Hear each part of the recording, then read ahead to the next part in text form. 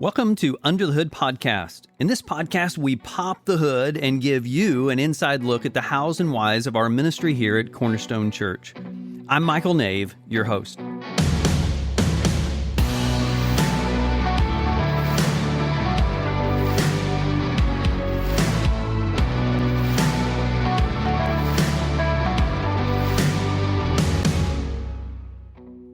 It is so good to have you join me for this episode, but there's a we to it because today I get to welcome Morgan Jones into studio. Morgan, great to have you on Under the Hood. Hey, it is good to be here. First time, feels good. Well, you just wore me down. How many times did you ask me to be on? Like every time in the hallway, hey, Michael, can I be? Hey, Michael, can I? Yeah, I think it was like 300 times just begging you. Yeah. Which is totally not true. Morgan, it's such a joy to have you on the podcast. We've got a special opportunity. We have some changes going on in this season of student ministry. But before we jump into all of that, give us the backstory. How long has it been you've been on staff now? Yeah. And tell us about your family and how'd you end up here? Absolutely. Give us a moment for folks that don't know you very well yet. Yeah, so I've been here for 4 years in June. So we just got past the work anniversary. So that was fun. I think it happened while I was at Fuge Camp. So it seems like every year, work anniversary and my birthday are that week. So yeah, I plan camp right on my birthday week. I don't know what that says about me, but something. I'm not sure either. Yeah, right. But yeah, so been here for 4 years. I'm from Mount Vernon. Went to Lincoln Christian University before this, got my degree in youth and family ministry, minor in preaching.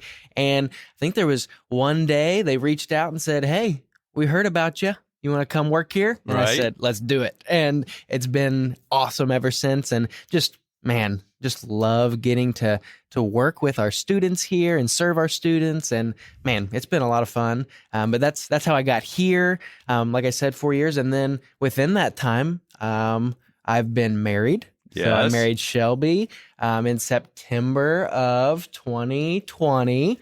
Yeah, so right in the middle of COVID. Yeah, that was fun. Yeah, that was the other detail you left out of your work anniversary. Is that all happened in the year of COVID, right? Yeah, the world shut down and then I got a job.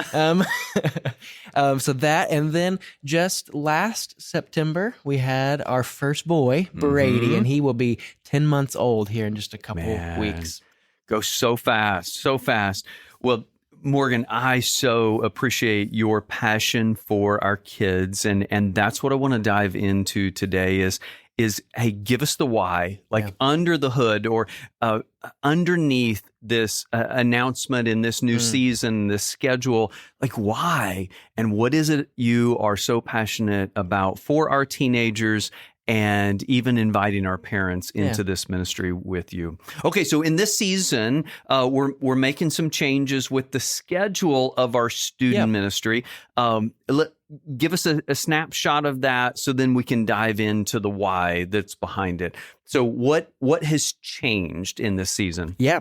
So we're going to go from having our normal student programming on Sunday nights to where we're going to have middle school and high school split off, and we're going to have middle school on Sunday mornings at 9:15 and the 11 o'clock service. So both services on Sunday mornings, we're going to have a middle school service. And then we'll have our high school kind of fellowship small group night on a Tuesday night. It's a midweek thing. So when you say a middle school service, what will that look and feel like for a 5th through 8th grade? Absolutely. So it's going to be a time where we're going to go into the rec room. It's going to be fun, exciting, inviting, get to drop them off there. And then we're going to have worship. We're going to have a lesson that is specifically, designed for their age and right where they're at in their spiritual walk. And then after that, we'll have kind of break-offs with small groups and leaders, and then an opportunity for them to go a little bit deeper within that, with what they learned in that lesson that day. And that'll be kind of the setup of that middle school service for both of them. Good. And then you mentioned a time on Tuesday night for high schoolers. What does that look like? Yeah, so Tuesday night, they'll get to come and we'll have food, fellowship. We'll break them off into small groups. There's going to be a lesson, whether that's with a video lesson or really a taught lesson that night as well. And we're going to go through maybe different kind of things that they're going through, different questions they have. And it's just going to be a fun time for them to invite a friend, come hang out, come learn a little bit more about this thing that I love so much. And I think it's just going to be really cool to see that on Tuesday nights, because we didn't want them to have nothing. Right. We wanted them to definitely have something throughout the week that they could come to and come in this building for. Yeah. Now this is a big shift for us, because right now, previous to this season, it's been all about Tribe, or it's been all about Tribe Night. Yep. What happens with Tribe and Tribe Night, and where are we at with that? Yeah, that's a good question. It's like, wait a minute, this is our student ministry, exactly. And now what? Yes. So we've from the whole time that I've been here, we've had Tribe Night, and that's been, our 6th through 12th grade, programming on Sunday night, and it's been awesome, and I've loved every bit of it. But we had this thing where we're like, hey, we're always constantly evaluating and being prayerful about what is going on in our ministry. Yes. We don't ever want to get complacent. So in this, Tribe is going to be completely gone. No more Tribe. Yeah. So it's a little bit kind of a scary thing, because, all I've known is Tribe. Right. But at the same time, so excited for where God is taking us in this season. No more Tribe. We're just going to be called Cornerstone students. We're going to keep it real simple. Yes. And then Sunday mornings, we'll have Cornerstone Middle School, Tuesday, Cornerstone High School. Yes. So you still have the different kind of divisions in that, but unified from top to bottom. We're Cornerstone students. We're a part of Cornerstone Church. Oh, that's really good. As a pastor who's now been at it for a few years, it's interesting to look at how things historically have changed in the church. Like, for example, Sunday school was started as a literacy program in Europe. We don't need a literacy program for kids, Right. And so it's like, okay, what's the purpose of Sunday school? Sunday evening services were started in the early 1900s when the churches in town had electricity and nobody in the country did. They were very evangelistic. What's the purpose of Sunday evening services now? Wednesday evening prayer nights were started during the Great Awakenings, when there were traveling evangelistic teams coming in, and they were praying for the salvation of souls as teams came into their town. What's the purpose of Wednesday night services? And the challenge in that is to say, hey, Wednesday night was really meaningful to me, or Sunday school, or Sunday night, or Tribe was really meaningful to me. What do you mean you're taking it away? That makes no sense. It's been so special.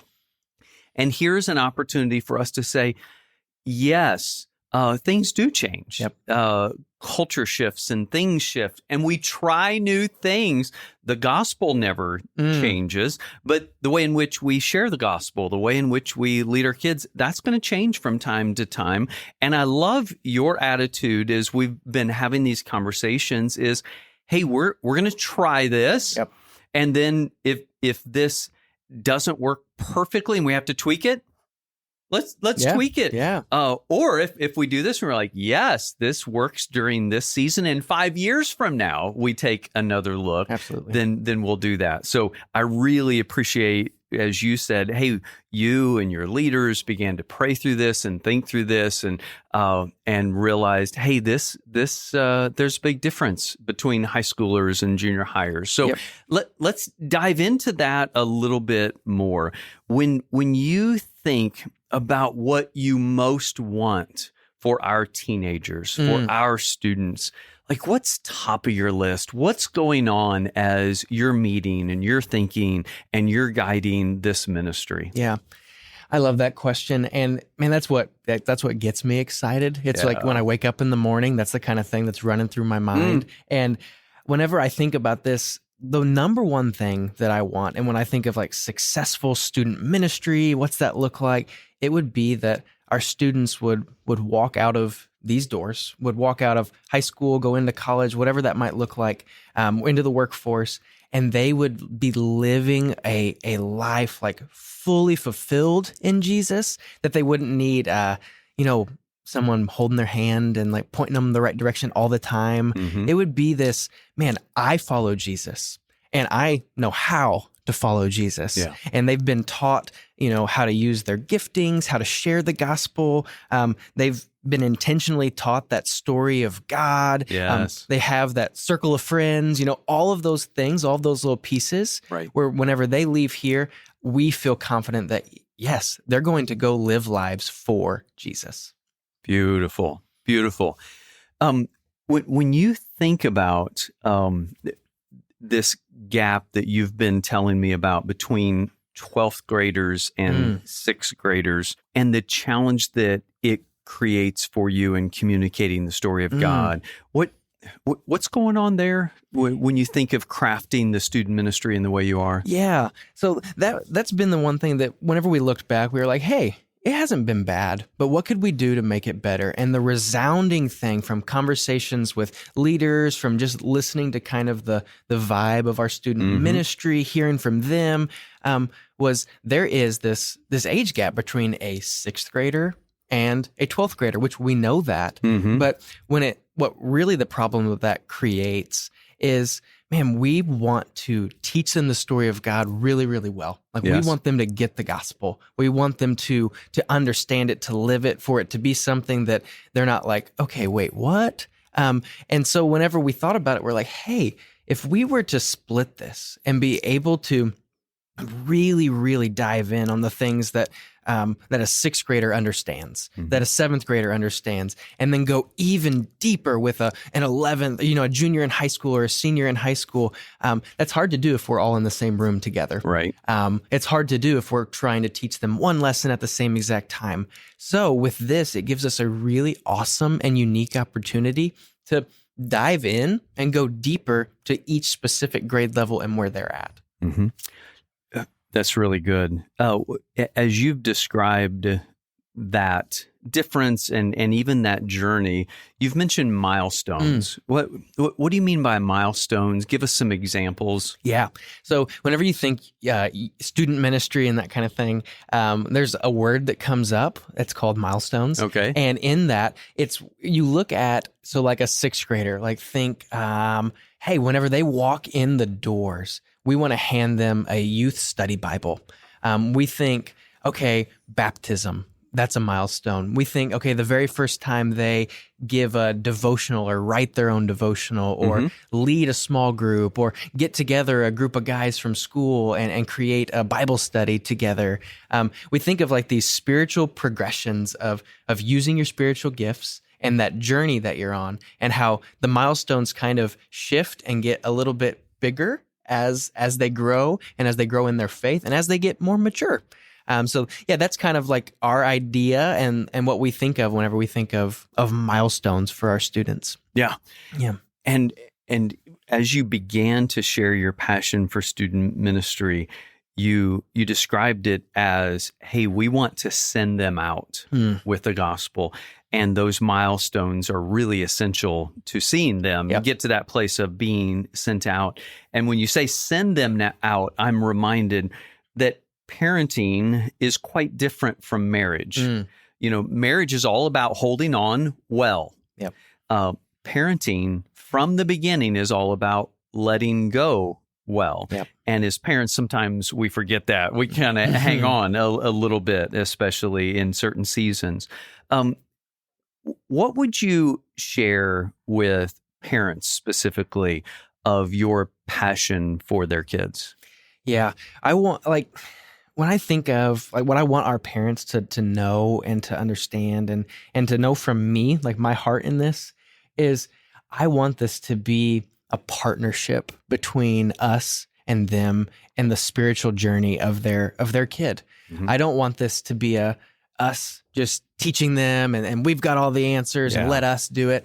I want it to be a partnership, and I want us to be a part of helping them like develop and teach their kid at home. That way it's not just a Sunday morning thing, but throughout the week. They're a part of it, and we're just supplemental to that. We're just helping them in the way that they disciple their own kids at home. And that excites me so much to think about a world where, man, like our parents and our leaders, like our student leaders, Rico, Lucas, myself, like we are really in a partnership with them and their kid. And it's not just a one-sided kind of thing. Yeah.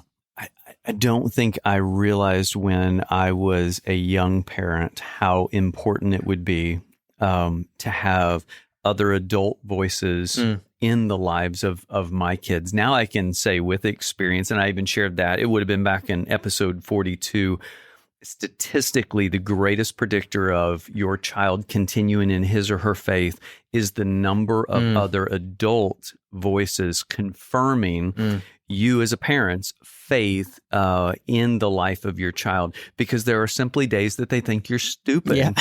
And so that's what student ministry offers, are other adult voices pointing your child to the gospel, inviting them in that circle of friends to have a rule of life that takes them on an intentional journey. So, Morgan, thank you for having your team there to be those other voices that our kids need.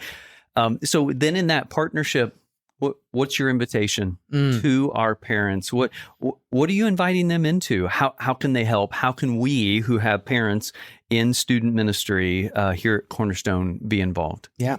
The big ask in all of this, the big question, and it would be like, hey, this is what I want in this partnership. I want it to really look like one. And the way we do that is, man, come ask questions. Come, send me an email. Come get my phone number from me and be like, hey, can I text you throughout the week? And whenever there's these things that are going on in your student's life, maybe it's something they're working through that you're not really sure how to navigate it. We want to partner in that. So good. Come ask. Come ask for resources. Right. We're going to have a whole bookshelf set up and all kinds of stuff ready for them. Like, hey, here's what we're going through this quarter or this month. Here's resources for you back home that you can take. And, just anything that like that and it's one of those things where it's like, hey, this is what I want to do. I want to partner with you. So don't be afraid to come ask me a question. Don't be afraid to track me down in the hallway or track Lucas down or Rico down or one of our other student leaders that you see there. Like, track them down and ask, because we want that. It's not just it's an open invitation. No, we really, really desire to have that kind of relationship. So that's what I want. Jump in. Let's do this together. Yes, absolutely. All right. That's really good. Anything else you were hoping to share today, Morgan? I just want to share that in this season, you kind of mentioned it a little bit earlier, but man, this is fun. It's exciting that we're going to have change, and change is okay, because like our mission is going to stay the same. We want to help students follow Jesus. We want to make disciples. The goal remains the same. How we do it, it can change, and it's probably going to change again at some point in the future, and that's totally okay. And what's really fun is if a year from now we look back and we say, hey, this is, I don't know, it was kind of okay, kind of right. I'm not sure it was exactly the right route that we're going. We can shift it again. That's right. And that's okay. And it's honestly, it's kind of what makes it fun. It is so good to see that twinkle in your eyes, to hear that excitement in your voice. Morgan, thank you for what you're doing for our teenagers. Thank you for helping our teens follow Jesus. Thanks. It's a blessing.